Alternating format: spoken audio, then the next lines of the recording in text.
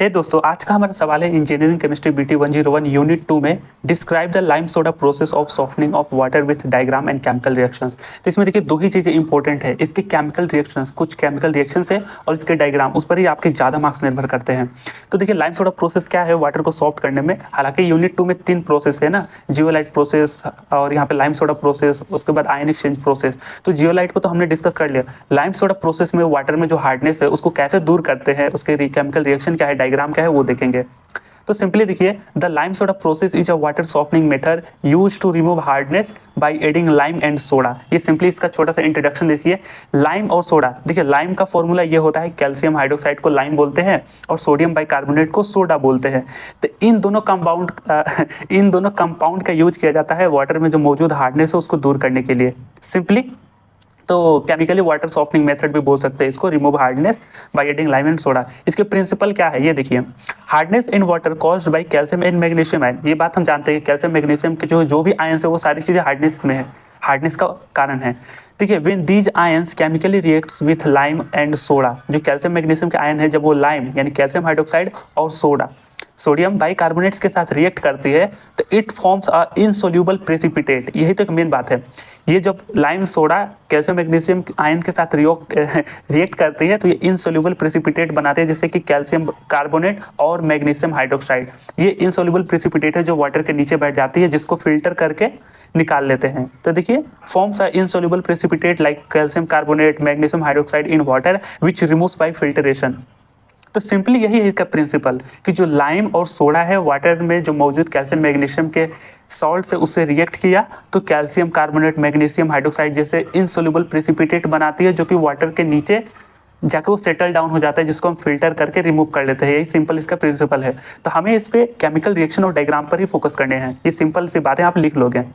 Chemical reaction क्या है, तो देखिए पहले हम लाइम्स के साथ रिएक्शन करते हैं। Reaction with lime to remove temporary and permanent hardness. देखिए कैल्शियम हाइड्रोक्साइड को लाइम बोलते हैं, ठीक है, ये नाम ध्यान में रखना, कंफ्यूज मत होना।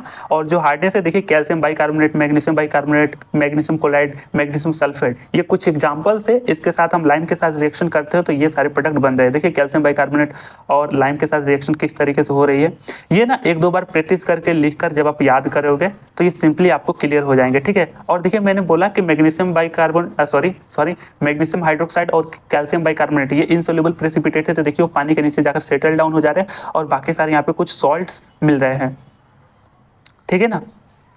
यहाँ पे देखिए रिएक्शन विद सोडा, तो हमने लाइम का देख लिया, ठीक है, इसको एक दो बार प्रैक्टिस कर लेना यार। अब देखिए रिएक्शन विद सोडा के साथ देखें तो soda removes all permanent hardness caused by calcium ions. तो सिंपली ये भी एक रिएक्शन है जो कि ज्यादातर केस में सोडा क्या कर रहा है, आपका परमानेंट हार्डनेस को दूर कर रहा है, जो कि कैल्शियम आयंस की वजह से। तो कैल्शियम की वजह से परमानेंट हार्डनेस क्या हो सकता है, कैल्शियम क्लोराइड हो सकता है, कैल्शियम सल्फेट हो सकता है। तो देखिए ये क्या है आपका, ये आपका सोडा है।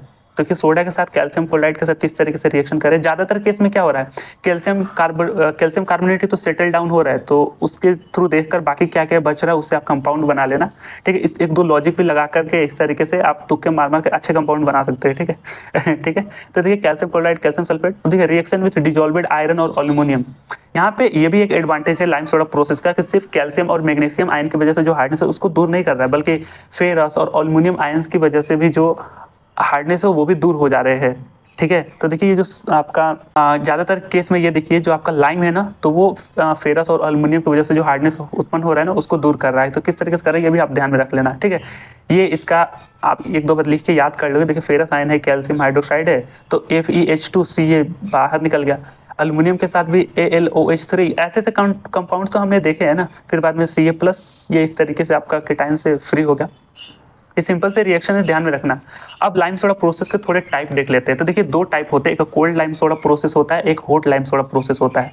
तो सिंपली डायग्राम हम एक का ही बनाएंगे। हॉट लाइम सोडा प्रोसेस ज़्यादा ही प्रचलित है, इसका ही आप डायग्राम बनाना। कोल्ड लाइम सोडा प्रोसेस ये थोड़ा सा सिंपल है। देखिए इट कैरिड आउट, जो कोल्ड लाइम सोडा प्रोसेस है, it carried out at room temperature, जो कि 20 डिग्री सेल्सियस से 25 डिग्री सेल्सियस जो नॉर्मली हमारा रूम टेम्परेचर होता है उस पर ही किया जाता है। लेकिन इसका ये ज़्यादातर केस में यूज नहीं होता है। देखिए स्लोअर रिएक्शन रेट होता है और मोर कोगुलेंट्स रिक्वायर्ड। देखिए कोगुलेंट्स क्या होता है, देखिए कोगुलेंट्स भी एक कंपाउंड होते हैं, कॉम्प्लेक्स कंपाउंड ही है जो पानी में डालते हैं, ठीक है।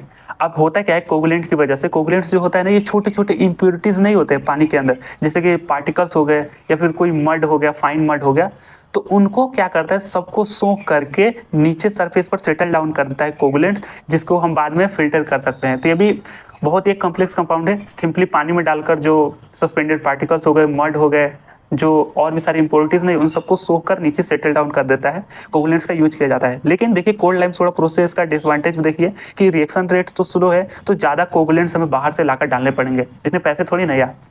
हॉट लाइम सोडा प्रोसेस में देखिए, in this process reaction carried out 80 से 150 डिग्री सेल्सियस पर ये रिएक्शन होता है। हॉट लाइम सोडा प्रोसेस, क्या बोल रहा हूँ यार मैं। It is faster and more efficient, ठीक है। तो हॉट लाइम सोडा प्रोसेस आपको बहुत फास्ट, इफिशिएंट, बहुत अच्छे। It process better soft water, produces better soft water. तो देखिए इसका एडवांटेज क्या है और disadvantage cold lime soda process को देखिए। तो हम हॉट लाइम सोडा प्रोसेस ज़्यादा हमारे लिए उपयोगी है, इसलिए इसका ही डायग्राम बनाइए आप, ठीक है। तो बुक में आपने देखा होगा कुछ इस तरीके से डायग्राम है। एक सेकेंड, अच्छे से दिखाऊँ यार आपको। देखिए ये डायग्राम में कैमरे में आ रहा है ना, हाँ। देखिए इस तरीके से आपका एक टैंक है और देखिए रॉ वाटर ऊपर से जा रहा है। यहाँ पर भी आप एक ट्यूब खोल के लिख देना सुपर हीटेड स्टीम इनलेट। उसके बाद ये वाटर है, यहाँ पे एक रिएक्शन टैंक है जो कि कोनिकल टाइप का है।